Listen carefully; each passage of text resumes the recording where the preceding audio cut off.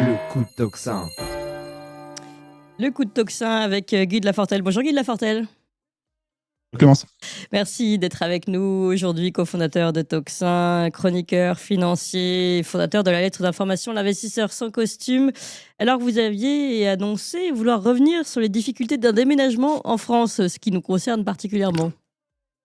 Eh ben oui, parce que je souhaiterais prendre cette petite expérience vaguement traumatisante, bon, il n'y a rien de grave, pour rebondir sur les propos récents d'Édouard Philippe qui nous invite à travailler plus pour pouvoir régler les problèmes qu'il a largement contribué à créer. Il lui parle lui-même de dette dans ses allocutions.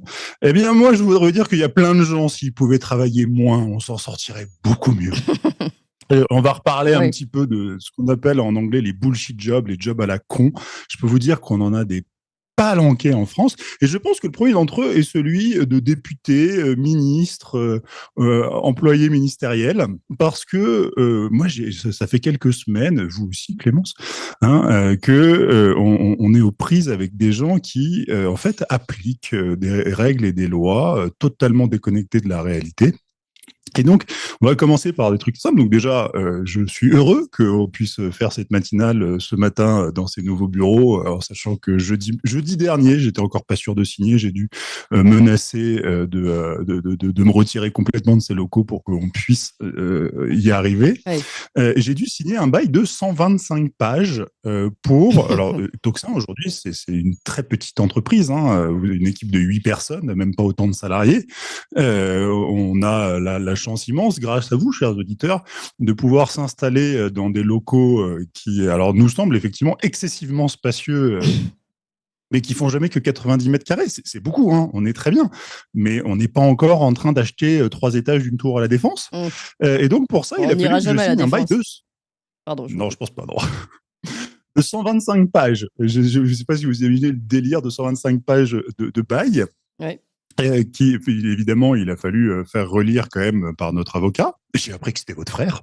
Je voudrais juste dire au passage que c'est moi qui l'ai recruté. Alors, c'est pas vous, mais bon, c'est pas grave. Qu'il a fallu faire relire par un avocat, qu'il a fallu après faire d'innombrables allers-retours et discussions, notamment parce que ce bail, en plus de nous mettre en annexe absolument toutes les choses dont on n'en a pas besoin, mais d'éviter de mettre les informations absolument nécessaires pour rentrer dans ce local, eh bien, a cette particularité très bizarre qui est que c'est un bail commercial, donc le fameux bail 369 comme on l'appelle, et que nous, vous imaginez, Tocsin existe depuis 18 mois. Si déjà, moi, j'arrive à me projeter pour les 18 prochains mois, c'est pas mal, quoi. Donc, nous, on avait demandé un bail précaire. Parce que nous, on n'est pas en état aujourd'hui de savoir où est-ce qu'on est pour les 3, 6, 9 prochaines années. Oui. Peut-être que cette surface nous ira très très bien pendant très longtemps, peut-être qu'on aura besoin de plus, peut-être que d'ici là, on se sera fait gentiment fermer par je ne sais pas quel service. Je ne sais pas. Mais en tout cas, et on n'est pas les seuls, puisque Boulogne, dont l'immobilier est en crise, c'est-à-dire que c'est en plus de ça, si vous voulez, ça a été un parcours du combattant, alors que vous avez des dizaines de surfaces comme celles qu'on recherchait à Boulogne et que c'est vraiment pas compliqué d'en trouver. Donc, c'est même pas comme s'il fallait se battre pour réussir à mettre la main sur 90 mètres carrés. Ils sont là, il n'y a pas de souci. Et donc, nous, on dit, non, nous, on veut juste un bail précaire, parce qu'après, on verra.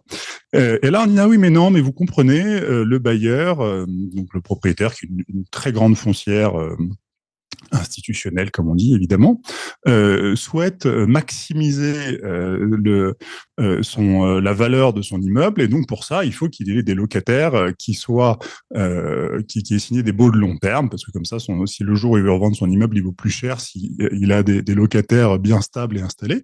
Sauf que le marché étant ce qu'il est, tout le monde est au courant que plus personne ne veut des baux long terme, parce que, en particulier dans les périodes de crise comme celles dans lesquelles on est, on n'a pas tellement envie de s'engager, on préfère prendre des baux précaires. Oui. Donc, du coup, ce qu'ils ont fait, c'est pour ça qu'on a un bail qui, à la fin, fait 125 pages, c'est qu'on a ce qu'ils appellent un bail agile. C'est pas un bail précaire, c'est un bail commercial trafiqué. Et donc, ils ont pris un bail long terme qu'ils ont transformé en bail court terme. Donc un truc qui est pas fait pour ça, et ils vous font une usine à gaz. Je vous passe les détails avec vous avez des options. C'est gentil. Ouais, je vais vous les lire. Ouais, c'est ça. Vous avez 4 heures. Je vais vous lire Parce que vous savez, on est à Boulogne, on n'est pas très loin du bois de Boulogne, donc on a l'arrêté préfectoral de débroussaillage, parce qu'on n'est pas très loin non plus de l'héliport de Paris, donc on a un plan anti-bruit. Voilà, C'est ouais. tout ça, on s'en fout, mais c'est pas grave. On est à côté de la Seine, donc on a aussi les risques d'inondation. On est au 4e étage. Mais bon. Bref, c'est hallucinant ce truc. Donc on a un bail long terme qu'ils ont transformé en bail court terme, qui est un truc dans lequel à la fin on perd tous une énergie monumentale parce que le truc est imbitable. C'est-à-dire que j'en ai parlé avec notre avocat qui dit mais c'est hallucinant, c'est-à-dire c'est incompréhensible la manière dont c'est rédigé, même pour un avocat, hein, en tout cas pour un avocat à la tête bien faite, il veut surtout pas lire des choses pareilles. Pourquoi? Parce qu'on a transformé un bail long terme pour en faire un faux bail long terme ou un faux bail court terme, alors qu'il y avait un modèle de bail court terme qui allait très bien. Mais non, on n'a pas le droit à ça. Pourquoi? Parce que vous avez quelqu'un dans un bureau, probablement à la Défense, qui a décidé que il fallait faire semblant d'avoir un bail long terme. Mmh. Ce qui derrière fait que le jour où vous avez quelqu'un qui veut effectivement racheter l'immeuble, comme on sait comment ça fonctionne, et va être obligé de mettre le nez dans tous les baux de l'immeuble pour s'assurer que c'est vraiment des baux long terme ou si c'est pas en fait des baux long terme, des baux court terme déguisés en baux long terme. Donc dans ce truc-là, tout le monde, en fait, tout le monde est desservi, et simplement parce que vous avez un gars qui veut optimiser une ligne comptable sur un bilan, et il pourrit la vie dans le réel à tout le monde. Ça, c'est que le premier truc. Parce qu'après, vous avez un autre truc qui est assez marrant, ça, on n'en est pas sorti encore, c'est évidemment, Toxin, on n'est pas une société très âgée. Si vous voulez qu'on vous donne un local, il faut montrer un peu patte blanche. Et donc, évidemment, vous avez un dépôt de garantie à donner, qui est de 3 mois, sauf que ça ne leur suffit pas. Donc, comme le dépôt de garantie ne leur suffit pas, il faut aussi une garantie bancaire.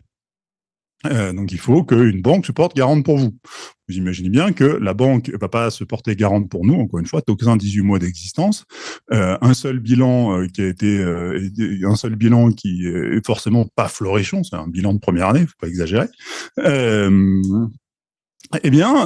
Donc il faut qu'on ait une garantie bancaire de 6 mois de loyer en plus. Et ça, vous êtes aussi là en train de travailler là-dessus aussi, c'est une horreur. Hein, je pense que je n'apprendrai à personne qu'aujourd'hui, le métier de banquier, de succursale, est un métier sinistré avec des gens qui sont probablement pas méchants, mais qui on demande d'appliquer des Qui sont procédures beaucoup à en la con. formation, on va dire, beaucoup absents, quoi. Oui. C'est ça. Et donc, à un moment, on leur dit, bah, écoutez, votre histoire de garantie bancaire, de toute manière, nous, la banque, elle va nous demander 6 mois de loyer pour pouvoir garantir 6 mois de loyer, hein, c'est pas compliqué. Donc, on va monter on va monter la caution, et puis mettez-nous une caution de 9 mois, tant pis, quoi, foutu pour foutu. Maintenant, il n'a pas le droit. On n'a pas le droit de mettre une garantie de 9 mois parce que vous comprenez, en droit français, vous ne pouvez pas avoir plus de 2 périodes de loyer. Le bailleur ne peut pas détenir plus de 2 périodes de loyer en même temps. Et donc, comme nous, on paye de manière trimestrielle, bah, quand vous payez votre loyer, ça fait un trimestre, il peut avoir un trimestre de caution, mais il ne peut pas avoir plus. Alors, c'est sûrement très louable de la part de nos très chers députés d'avoir voulu limiter effectivement les montants que les bailleurs étaient capables de demander afin de pouvoir se sécuriser les baux et s'assurer qu'ils n'aient pas de mauvais payeurs. Sauf que quand le truc est détourné, que du coup on dit on va vous demander une garantie de banque, qui est une horreur absolue ce truc. Hein. Je connaissais pas cette histoire de garantie de banque. C'est totalement dingue.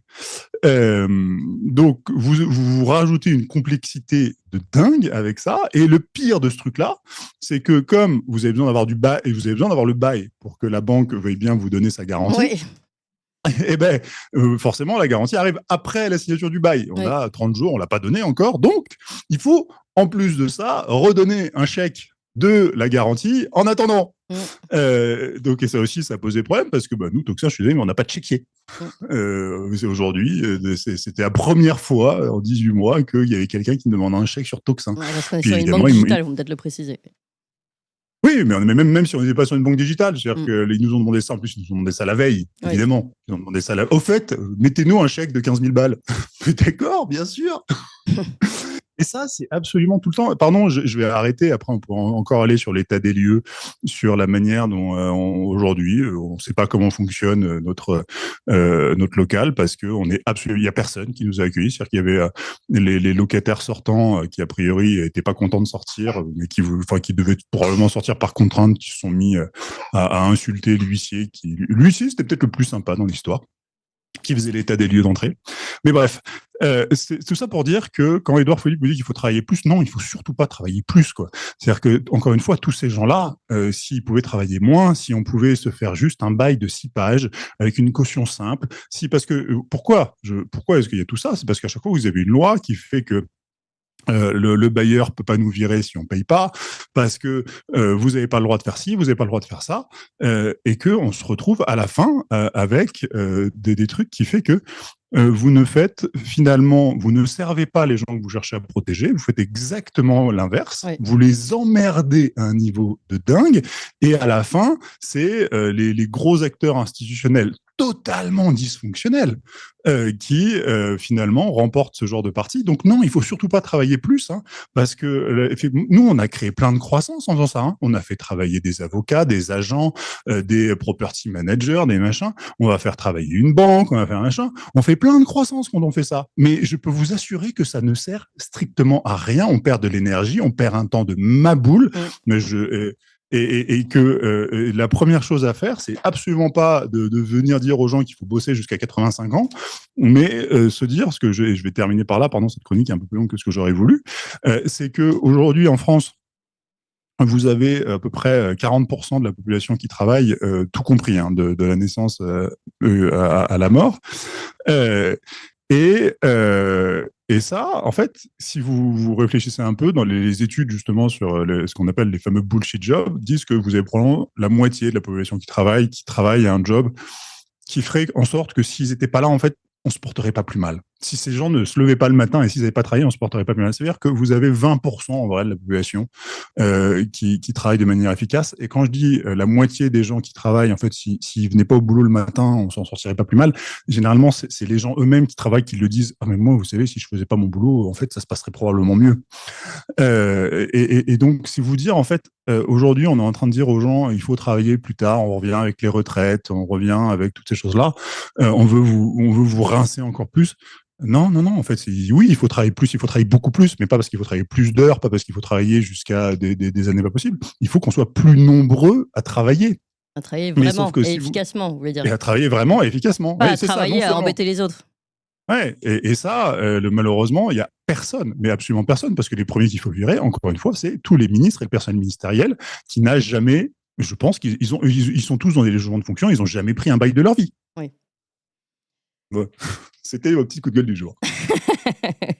Merci. Mais je suis heureux de vous voir dans ces nouveaux locaux. Mais oui, merci beaucoup Guy de Lafortelle. Vous avez participé au déménagement parce qu'ici, justement, tout le monde remonte ses manches. Même le fondateur, même l'associé de ce média, donc de Tocsin, Guy de Lafortelle. Vous avez aimé cette émission, vous voulez que l'on continue d'exister et de creuser ces sujets. Sachez que nous n'avons ni subvention, ni milliardaires, ni oligarques derrière nous, que nous ne dépendons que de vous. Donc faites un don à toxin-media.fr, toxin-media.fr, et encore mieux, faites un don régulier pour que nous continuions d'exister. Merci.